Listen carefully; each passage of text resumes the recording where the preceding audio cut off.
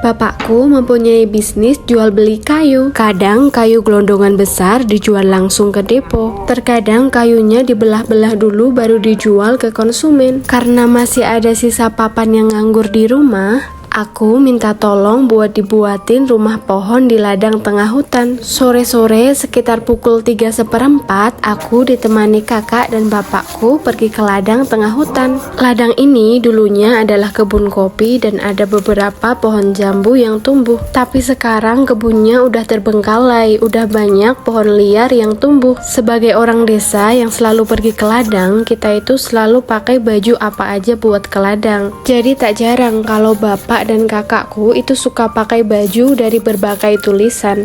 Tadinya aku itu pengen kalau rumah pohonnya itu nempel di pohon di atas gitu. Tapi karena bapak dan kakakku nggak ada basic tukang, ya udah dibuatin seadanya aja. Bapak dan kakakku manfaatin pohon-pohon yang ada di sekitar. Ada pohon kopi, ada pohon jambu yang dibuat sebagai tiang. Kita ngambilnya dari ladang kepunyaan kita sendiri ya, jadi kita nggak ada nyolong-nyolong punya orang lain.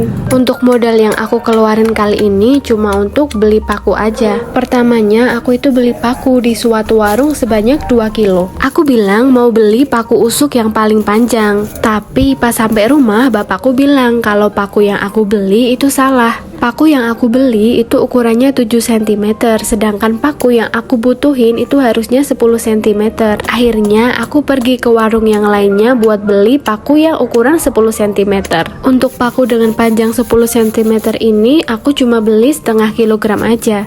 Jadi untuk modal yang aku keluarin adalah 40.000 untuk beli 2 kg paku 7 cm dan 12.000 untuk beli setengah kilogram paku 10 cm.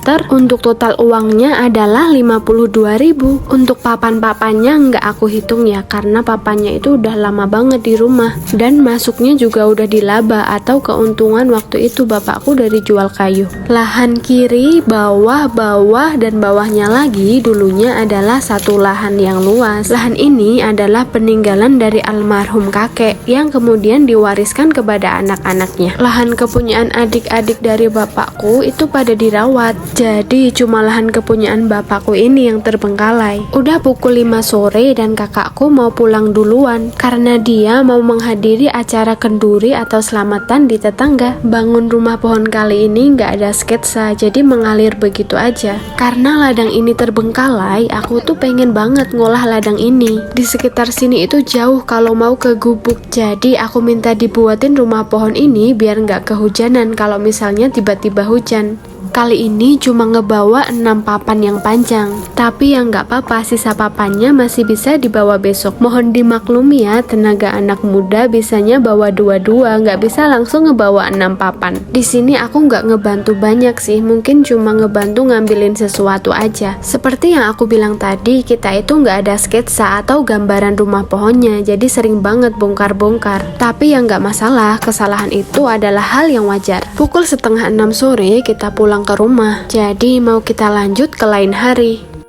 Ini udah masuk ke hari berikutnya dan kali ini aku ditemani sama ibu aku. Sebelum ngelanjutin bangun rumah pohon lagi, kita itu ngebersihin sekitar dulu. Banyak senar-senar yang melintang bekas nanam labu siam. Aku sama ibuku ngambil kayu bekas kayu manis. Nggak tahu sih mau buat apa tepatnya, kita disuruh ngambil aja. Bapakku juga motong pohon suren. Dan pohon suren ini kepunyaan kita sendiri ya, bukan kepunyaan orang lain. Kalau menurutku pribadi, kebun ini sangat bagus dijadikan lahan pertanian. Soalnya kebun ini juga dekat dengan mata air, jadi nggak kesusahan kalau nyari air di musim kemarau.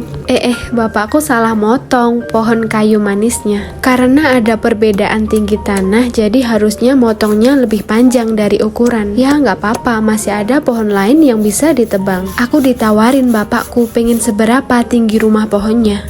Yang penting bisa buat duduk, jadi aku nggak minta yang tinggi-tinggi amat. Dengan berbekal gergaji mungilku, aku ngebantu ngepotong dahan yang kecil-kecil. Kemarin papanya udah dipasang buat lantai, tapi sekarang dibongkar lagi soalnya papanya mau dipakai buat tembok aja. Pohon kayu manis yang tadi salah potong dibuat bapakku buat penyangga atap. Ada yang sama nggak sih pas waktu kecil itu berandai-andai punya rumah pohon? Pengen banget bisa tiduran dan bermain di rumah pohon.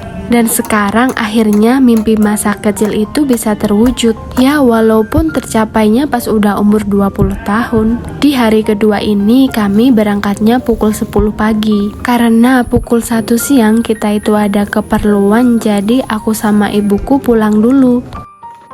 Di video sekarang adalah hari ketiga. Udah mulai terbentuk rumah pohonnya. Untuk sementara atapnya pakai plastik dulu karena aku pengen ngebuat atapnya itu dari anyaman pelepah daun aren. Satu persatu papan dipaku oleh bapakku. Untuk hari ketiga ini aku dan bapakku berdua aja di ladang ini. Ibuku pergi ke ladang lain buat memetik buah kopi. Sekarang kan lagi musim kopi ya, jadi kalau misalnya nggak dipetik kopinya itu pada berjatuhan. Sayang kan?